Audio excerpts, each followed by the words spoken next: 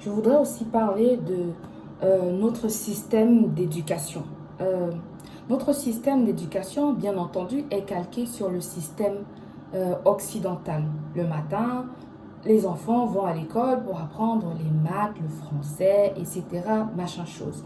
Ils vont apprendre les choses de l'Occident, comme si nous, on n'avait rien à leur apprendre. Et c'est tellement dommage parce que euh, euh, le système éducatif des Blancs, bah, ça, enfin des Blancs occidentaux, ça leur correspond pour leurs besoins occidentaux par rapport à ce qu'une personne peut devenir plus tard.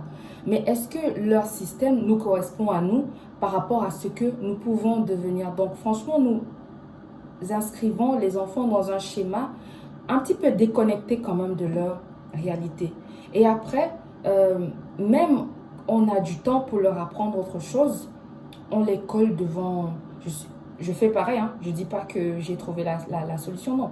Mais on les colle devant la télé, encore pour qu'ils baignent dans ce même système occidental déconnecté de notre réalité.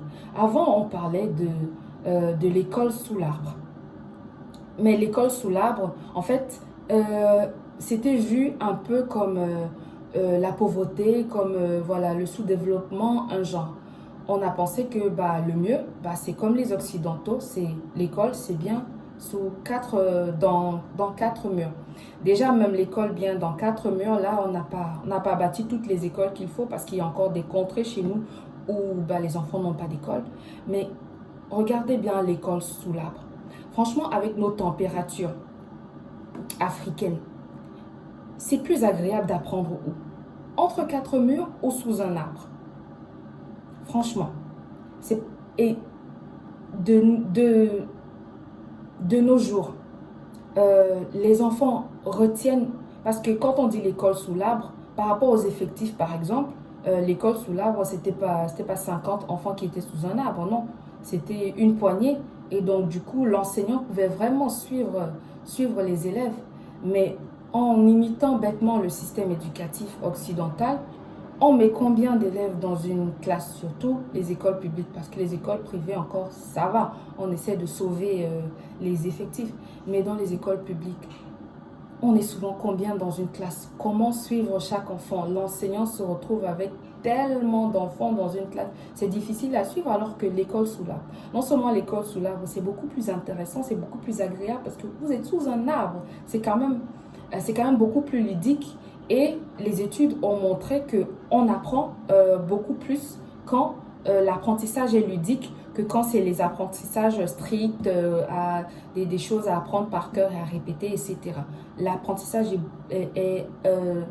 comment dire, se conçoit mieux, s'intègre mieux, on s'imprègne mieux quand l'apprentissage est ludique. Donc, nous avons rejeté des choses qui venaient de nous parce qu'on a estimé que non, tout ce qui vient de l'Occident, c'est ça qui est bien, ce qui vient de nous, bah, c'est pour les pauvres, on ne le fait pas. Mais ce sont des erreurs.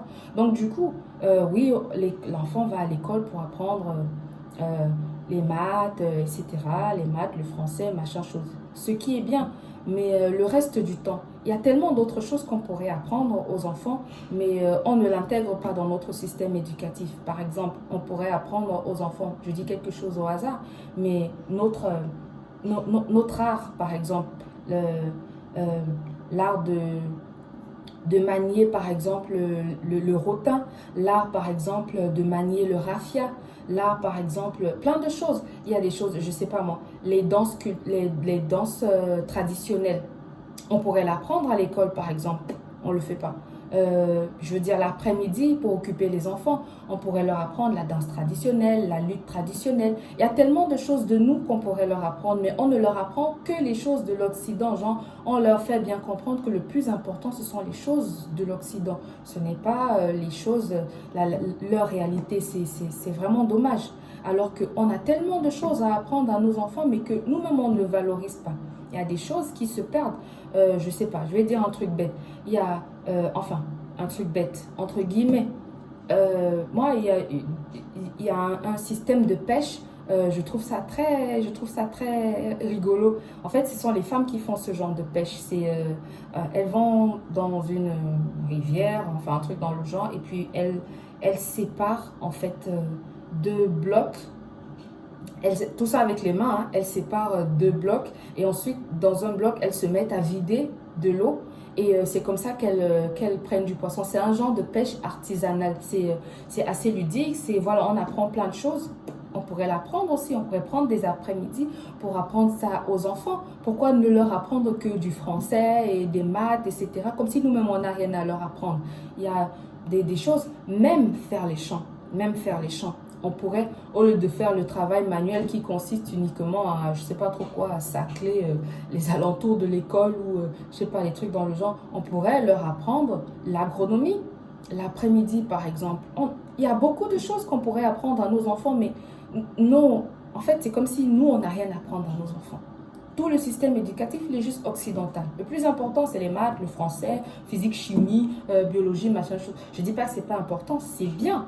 Mais il y a tellement, par rapport à la réalité, par rapport à ce dont une personne a besoin plus tard pour s'en sortir, on a besoin des gens qui sont diversifiés et qui vraiment savent faire plein de choses pour que même si après avoir obtenu leur diplôme, ils ne peuvent pas avoir d'emploi tout de suite, mais avec tout ce qu'ils auront appris tout le long de leur vie, que ça puisse leur servir à quelque chose. Si on a appris à manier le raffia, à manier le rotin, il y a plein de choses qu'on peut construire, il y a plein de choses.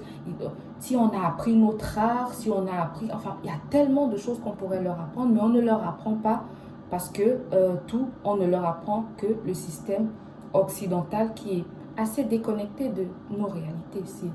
C'est vraiment dommage. Donc, essayons de repenser notre système éducatif et de mettre un peu plus d'apprentissage de notre culture, d'apprentissage de nos réalités, d'apprentissage de nos langues, d'apprentissage de nos... Voilà, on a des choses aussi à enseigner à nos enfants. Et c'est dommage parce que finalement, les anciens meurent avec tellement de connaissances, avec tellement... Même ne serait-ce que la cuisine. On peut apprendre la cuisine à l'école. On peut apprendre à faire les mets traditionnels à l'école. Rien ne nous empêche. Pourquoi on fait toute une longue liste? Je sais pas, les enfants entrent à l'école à quelle heure, ils sortent à quelle heure, je sais pas trop. Mais... pourquoi ne faire que des choses de l'Occident alors que voilà, on a des choses et qui peuvent les aider dans leur vie. Si avec ton diplôme, tu n'arrives pas à trouver un travail dans la branche, un emploi dans la branche où tu t'es spécialisé, au moins tu peux valoriser d'autres compétences. Et de toutes les façons, aujourd'hui, on voit bien que le travail ne suffit pas. Il faut toujours avoir une petite activité à côté pour pouvoir joindre les deux bouts. Mais cette petite activité, elle naît de quoi? Elle naît de nos autres compétences qu'on peut développer justement avec nos réalités et pas que l'apprentissage occidental. Et comme si ce n'était pas assez d'avoir passé toute la journée dans l'apprentissage occidental, le soir, où est-ce qu'on colle nos enfants? Sur la télé. Je ne suis pas contre la télé, hein. Moi-même je suis très... Voilà.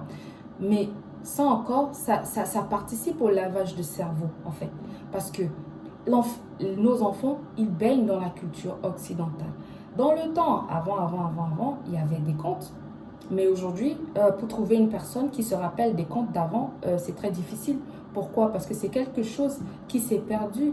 Mais imaginez qu'on puisse organiser...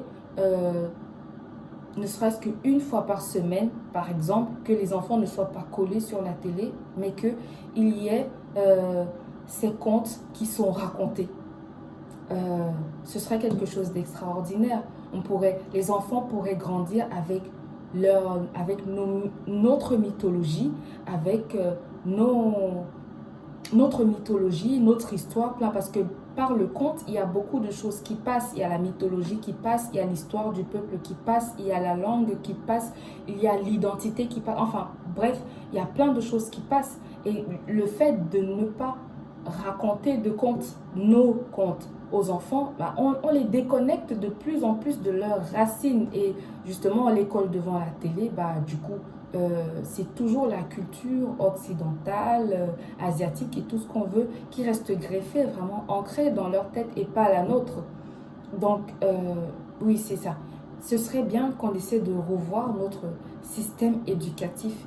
Parce que tant qu'on n'aura pas un modèle qui colle à notre réalité, ce que nous allons fabriquer sera toujours, enfin ce que nous allons fabriquer. Les personnes qui grandissent dans ce système ont besoin de s'affranchir de ce système pour devenir elles-mêmes. Donc, revoyons les choses de façon plus logique en commençant dès le bas âge à les plonger dans notre culture plutôt que dans la culture de l'autre. Voilà.